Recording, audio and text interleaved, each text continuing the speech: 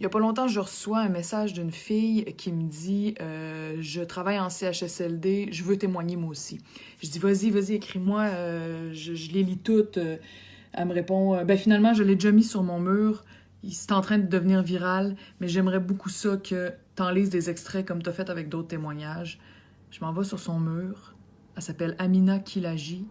Je lis son statut et je finis en larmes, en grosses larmes devant mon écran. Et je lui réponds, je te promets, je vais te faire ça. Et je m'exécute aujourd'hui. Je vais être franche, j'ai eu le culot de penser que j'avais fait preuve de courage quand j'ai pris soin de ma mère de 14 à 17 ans, ma mère, qui était paralysée des seins jusqu'aux orteils. Je suis née ici d'une mère québécoise et d'un père marocain. J'ai grandi ici comme grandissait tout le monde dans les années 90.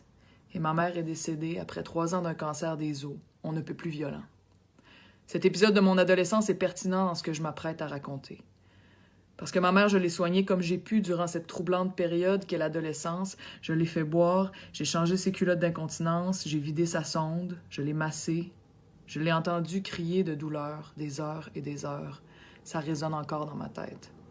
Je me levais à 2 heures du matin et ma journée commençait. Je changeais sa culotte d'incontinence en utilisant un lève-personne. Je m'assurais qu'elle était propre. Je me bouchais le nez sans qu'elle me voie faire et je lui racontais ma journée comme si j'étais pas sur le bord de vomir. J'avais des hauts le cœur, mais j'ai pas bronché. C'était ma mère. J'ai fait ça jusqu'à sa mort avec ma sœur et mon père. Et elle a eu 11 mois pour me raconter toute sa vie. J'ai su des choses qu'elle aurait jamais dit sans la certitude de mourir. Elle m'a tout dit, dans l'intimité de mes mains malhabiles qui massaient ses jambes, même si je pleurais en le faisant. On apprend à pleurer sans morver, sans faire de bruit. 11 ans plus tard, la pandémie éclate partout dans le monde. Le Québec se prépare et agit. Il confine. Tout le monde obéit. On se démarque par notre distanciation sociale exceptionnelle. Mon travail, que j'adore, ferme ses bureaux. Je me retrouve, comme plein de gens, à la maison à tourner en rond. Notre ministère demande en conférence de presse à ce que tous les gens qui se sentent aptes viennent en renfort dans les CHSLD. Le 16 avril, je postule. Le 17 avril, je vais au Walmart m'acheter des vêtements de travail. Je suis sûre qu'on va me rappeler d'ici une semaine ou deux, mais ça va encore plus vite. Le 18 avril, il est 17 h, je reçois un appel. « Madame Kilaji, pouvez-vous rentrer dès ce soir? » Mon Dieu, oui, je peux. Ça semble urgent. J'enfile mon linge neuf et je m'attends à ce que m'a dit la Croix-Rouge en formation. Soutenir les préposés. Pas changer de culotte ni nourrir les gens. Moi, je serai un soutien aux préposés aux bénéficiaires. Parfait, je peux faire ça. Tout le monde peut faire ça. J'arrive sur place, il n'y a pas de préposé. C'est moi la préposée. J'ai même pas le temps de réfléchir que je me vois propulsée dans 7 nuits de soins, de changements de culotte et de désespoir. Je vois des gens mourir. Je n'ai aucune formation en soins palliatifs et il y a quelques semaines, mon travail se limitait à de l'interaction sociale normale dans de joyeux bureaux. Qu'est-ce que je fous là? Je ne suis pas apte. Je n'ai pas le mental ni les qualifications d'accompagner qui que ce soit vers la mort. Je pensais seulement faire mon devoir de citoyenne en répondant aux demandes de notre gouvernement, vider les poubelles, faire du ménage. Le système a mis 24 vies entre mes mains comme si j'avais assez de force pour toutes les porter. Je questionne, je cherche des plans de travail, j'ai même pas le temps de paniquer. J'aurais fait 2 semaines comme ça avant d'avoir un congé clair me permettant de repenser à ces 2 dernières semaines. Il est 3 heures du matin. Je viens de passer 2 heures au téléphone avec un ami qui m'a dit d'écrire. Je pleure, j'ai mal partout. Je comprends moi-même pas vraiment ce que je viens de vivre. C'est ça la réalité des gens que vous entendez pas à TVA. Des citoyens volontaires propulsés au cœur d'un lieu de mort d'une pandémie qu'on ne comprend pas encore. J'ai passé 2 semaines à changer des culottes pleines de pisse et de marde, à faire cuire des toasts en 2 protocoles de changement d'uniforme pour des gens que personne n'a fait souper la veille. Imagines-tu? Payer de l'impôt toute ta vie et ne pas souper. Je ne pensais jamais faire cuire des toasts en colère, mais c'est ça que je fais. Je pleure et j'étends du beurre avec un couteau de plastique que je maudis. Je change la culotte pleine d'un monsieur qui me dit, pendant que j'essaie de lui faire oublier que je suis les 2 mains sur ses fesses à faire décoller des selles séchées, « Madame, laissez-moi mourir. Personne veut vieillir comme ça, madame, laissez-moi mourir. » Je cherche du courage dans un café bu 3 heures avant. Je cherche, je creuse dans le fond de mon âme du courage, j'en trouve juste assez pour tenir durant 1 heure la main d'un homme qui mourra finalement dans une chambre beige et triste, loin des gens qu'il a mis au monde. J'en trouve juste assez pour aller au 2e étage chercher une infirmière parce qu'il n'y en a pas sur mon étage pour lui demander de soulager la dame de la chambre numéro X qui semble avoir mal, qui se tortille. Elle est en train de mourir. Savez-vous comment on meurt de la COVID? Je vais vous le dire puisqu'aucun journal ne semble vouloir aller au-delà de ce que vous pouvez supporter. Nous avons tous déjà soufflé dans la paille d'un breuvage pour faire des bulles. Ce bruit de bulle, c'est exactement le bruit que j'entends dans le silence d'une chambre d'un mourant du COVID qui meurt, noyé dans ses propres poumons. Je repense à mon café, je trouve le courage de changer les culottes de tout mon étage, même si je braille, même si j'ai l'impression de leur faire mal. J'aime mieux que t'aies mal que tu sois dans ta pisse, monsieur. Je repense à mon café et je fais du lavage, je lave nos jaquettes jaunes, nos visières, je réconforte les gens lucides qui me demandent ce qui se passe.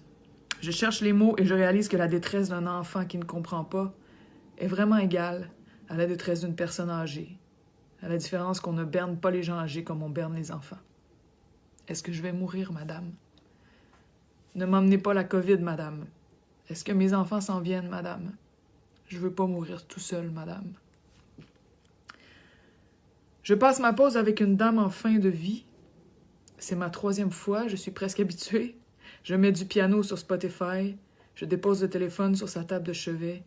Je m'assois au pied de son lit. J'attends et je souhaite la mort parce que ce calvaire ne fait aucun sens. J'aime mieux accompagner sans aucune aptitude cette dame qui a des pauses respiratoires de 8 à 15 secondes et qui n'en a plus pour longtemps. Je n'ai pas envie de passer ma pause dans le salon à entendre TVA me donner des statistiques loin de la réalité. J'ai peut-être la COVID, je n'en sais rien, j'ai mal à la tête, je blâme la fatigue, j'éternue, je blâme les allergies. De toute façon, j'ai compris après 2 nuits qu'on teste seulement les usagers et les employés de jour. La nuit, je ne vois aucun médecin, aucun militaire, je gère parfois 2 étages, et jamais on ne m'offre de me tester, même si je passe mes nuits direct dedans. Pas une fois. J'ai 28 ans. Ma seule expérience avec la mort est celle de ma mère, et j'aurais refusé de laisser ma mère mourir en ayant faim ou soif. Mais je me retrouve obligée de laisser mourir comme ça la mère des autres, parce que j'ai juste 2 bras. Je quitte mon poste à 7h30 le matin. Je dois me changer puisque je prends le métro. Je me change en pleurant. Je suis fâchée, triste, vidée. J'attends mon autobus. J'ai comme seule compagnie ma musique. Elle ne me fait même pas sourire. J'arrive au métro. Je m'effondre sur le quai en pleurant. Je suis par terre à genoux et je pleure d'injustice. Je pleure parce que si c'est ce qu'on a fait de mes 10 dernières années d'impôts, j'ai de quoi pleurer. Et vous aussi. Il n'y a personne sur le quai, juste 2 policiers. On est rendu là. Il y a juste nous autres. Moi qui soigne, eux qui répondent. Je suis juste fatiguée, monsieur. Je vais aller me coucher, ça ira mieux à 17h. Mais au fond, j'ai envie de me jeter sur les rails du métro et je culpabilise 4 heures durant à l'idée d'avoir osé penser à une telle chose. Je peux pas croire que ça m'ait effleuré l'esprit parce que j'ai moi-même perdu des amis par suicide et je me suis battue dans mes temps libres de 2016 à 2019 pour que la psychothérapie soit gratuite. Je peux pas me suicider, ça doit être la fatigue, ça doit être la détresse, je sais pas, le choc nerveux de voir ça. Je suis pourtant de ceux qui se battent et que la fatigue ne tue pas. Je suis de ceux que la fatigue crée sans feu et rend puissant. Je me réveille après 4 heures de sommeil, je vais mieux. Je retourne travailler. X est mort, X va mourir. J'écoute, je ne réagis plus. Je réalise que je ne suis ici pour protéger personne, que dans la réalité, je sers à accompagner les morts avec dignité, que mes changements de gants, de blouse et de visière ne vont rien changer. Rien.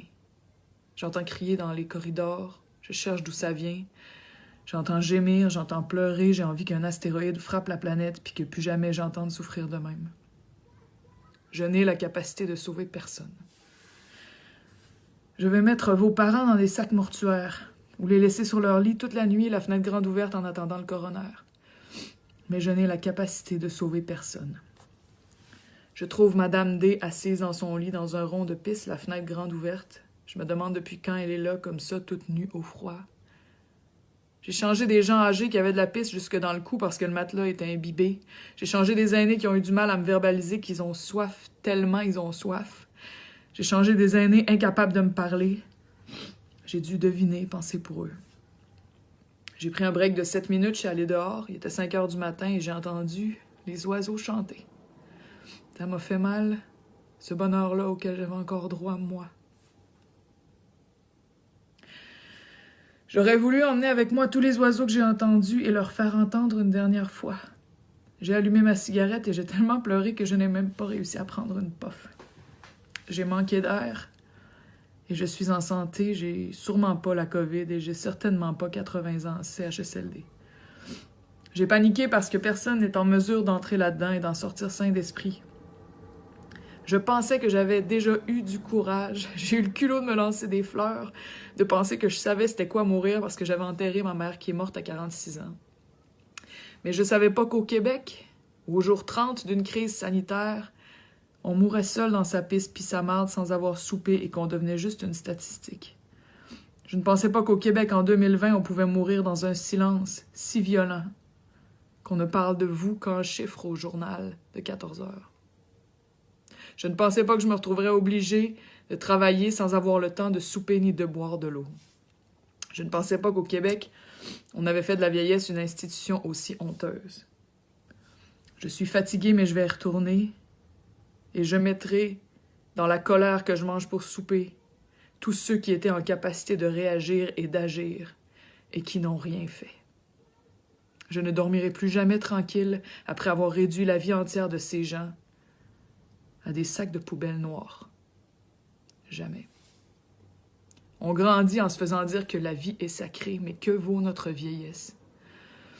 Si rien ne change, je garantis que nous serons nombreux à mettre fin à nos vies d'une balle dans la tête une fois âgés plutôt que de devoir endurer un dixième de ce qu'ont enduré tous ces aînés morts dans les derniers 2 mois. Je n'aurai plus jamais l'audace de donner une importance à ma jeunesse. Elle ne vaut rien sans l'importance qu'on accorde à ceux qui nous ont mis au monde. Dans toute cette tornade et cette précipitation, malgré tout le travail, je m'arrête chaque fois pour chacun de ceux qui nous quittent. Je garde ma colère pour les gens qui auront un jour à répondre de leurs décisions et de la gravité de leur inaction. Monsieur Legault, vous qui vous demandez où sont les employés qualifiés, beaucoup d'employés qualifiés ont quitté le bateau parce que personne ne les a écoutés.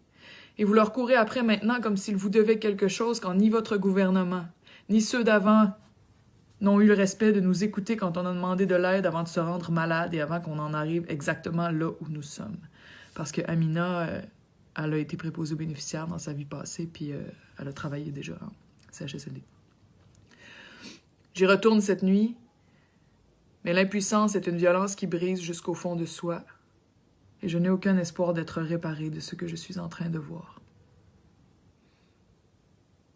Si vous voulez lire tout le texte au complet, je vous en ai lu juste des extraits. Amina Kilaji, ça s'écrit Kilaji, K-H-I, L-A-J-I.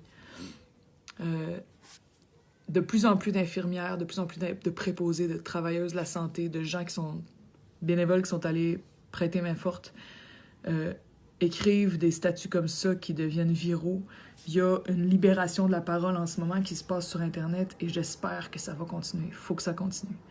C'est essentiel. Chaque témoignage que vous mettez public quelque part participe à une transformation qu'on a absolument besoin d'avoir au Québec. Ça peut pas continuer comme ça.